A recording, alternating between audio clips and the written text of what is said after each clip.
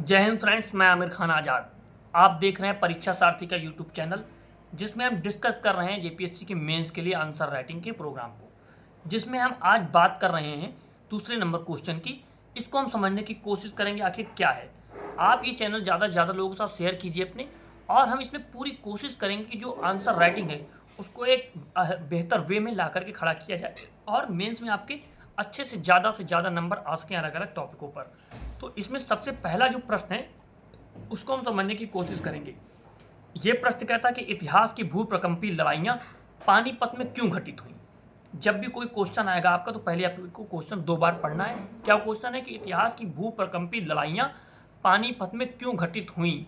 आखिर जितनी भी लड़ाइयाँ थीं जो पानीपत में ही क्यों घटित हुई, उसका क्या कारण था, इसको हमें समझने की ज़रूरत है। जब आप इसको देखेंगे और समझेंगे तो सारी चीज़ें क्लियर होंगी। जब इसका आपका कॉन्सेप्ट क्लियर होगा तब इसका आप आंसर बेहतर लिख सकेंगे। यदि आपके कॉन्सेप्ट क्लियर नहीं होंगे तो आंसर की राइटिंग अच्छी हो नहीं पाती है। तो इसको हमें समझना होगा सबसे बेहतर तरीके से कि कैसे इसकी शुरुआत करनी है। इसके लिए आप क्वेश्चन पढ़ चुके हैं, उसके उत्तर के बारे में हम सोचते हैं, उत्तर को डिस्कस करेंगे अच्छे से।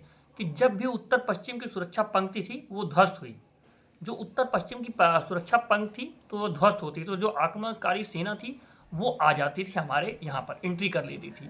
लेकिन उसको किस आधार पर डिस्कस करना ये बहुत इंपॉर्टेंट है, ताकि आपका आंसर बेहतर वे में जा सके।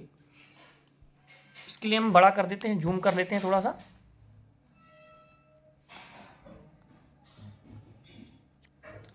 तो वो कह रहे हैं क्या है कि सबसे पहले जो उत्तर पंक्ति थी उसको अगर वो ध्वस्त होती थी तो जो आक्रमणकारी थे उनका दिल्ली तक आना आसान हो जाता था। क्योंकि पानीपत का द्वार प्रवेश द्वार था, जो दिल्ली था, जो पानीपत था वो दिल्ली का प्रवेश द्वार था। इसलिए दिल्ली को बचाने के लिए निर्णायक लड़ाइयाँ पानीपत में घटित हुई। ये लड़ाइयाँ आप कर लीजिए, पानीपत में घटित हुई। उत्तर पश्चिम में भारत की वैज्ञानिक सुरक्षा पंक्ति थी, जो काबुल गजनी कंधार सुरक्षा पंक्ति के नाम से जानी जाती थी।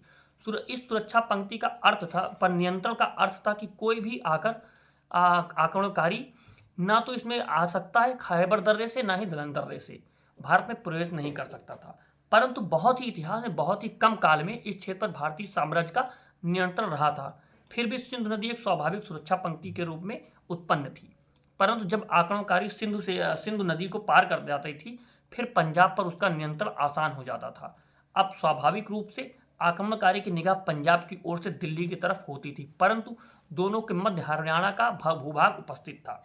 ये जो वहाँ से आते थे पंजाब में, उसके बाद जब दिल्ली की तरफ करते तो पंजाब की ओर जो देखते थे तो वहाँ पर आक्रमणकारी आ जाते थे। हरियाणा का जो भूभाग था वो आता था बीच में। जब ये चीज़ें आएंगी तो यहाँ पर 2 महत्वपूर्ण सामरिक केंद्र थे, पानीपत और करनाल था। पानीपत का जो मैदानी भाग था वो आक्रमणकारी को अपनी तरफ आकर्षित करना था, वहाँ पर वो जंग आसानी से लड़ सकते थे। वह सीधे सीधे पंजाब से पानीपत की ओर बढ़ने लगते थे और बढ़ने का प्रयास करते थे दिल्ली तक। अब दिल्ली की स्थिति ऐसी थी कि अब आक्रमणकारी को रोकने के लिए पानीपत की उतरना ही पड़ता था, और विवश होकर के पानीपत में तीनों युद्ध लड़ने पड़े। जितनी भी भूप्रकंपी लड़ाइयाँ हुई, जितनी भी निर्णायक लड़ाइयाँ हुई दिल्ली की सत्ता के लिए, आप देखिए वो पानीपत में हुई। पानीपत में किस आधार पे हुई ये बहुत इंपॉर्टेंट है। क्यों? क्योंकि जब वो सिंधु नदी को पार करके आते थे पंजाब से जब वो दिल्ली की तरफ रुख करते थे तो बीच में पड़ता था हरियाणा। अब हरियाणा में दो थी, लेकिन करनाल और पानीपत का जो भाग था वो मैदानी भाग था। मैदानी भाग में जो आक्रमणकारी था उसको युद्ध लड़ना थोड़ा सा आसान हो जाता था, तो वो वहीं पर आता था। उसी क्षेत्र में जब आते थे, अब जो दिल्ली में सल्तनत बैठी होती, जो भी सत्ता में होता था, उसको पानीपत में जाना ही पड़ता था युद्ध लड़ने के लिए। अगर वो वहाँ नहीं जाता तो फिर उसकी सत्ता पे खतरा उत्पन्न हो सकता था। तो जितनी भी पानीपत के प्रथम युद्ध, द्वितीय युद्ध, तृतीय युद्ध हुए, तो वो यहाँ पर क्यों हुए, वो इसी बात को पूछ रहे हैं, हमें यही स्पष्ट करना है।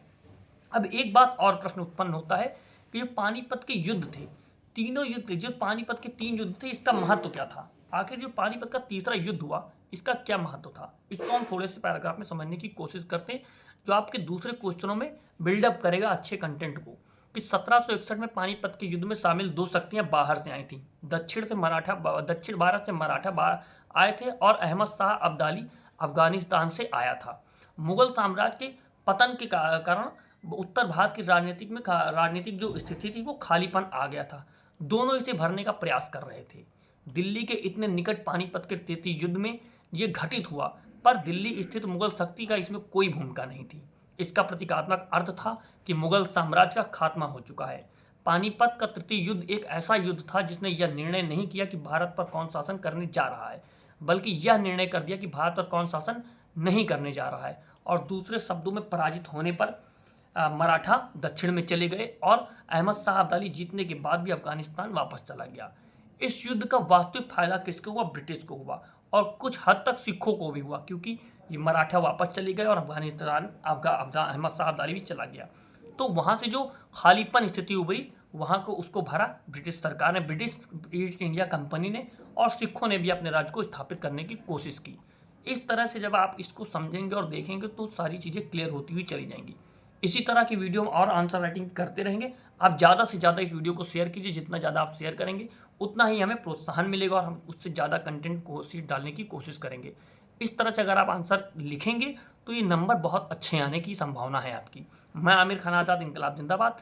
आप देख रहे हैं हमारे यूट्यूब चैनल परीक्षा सारथी।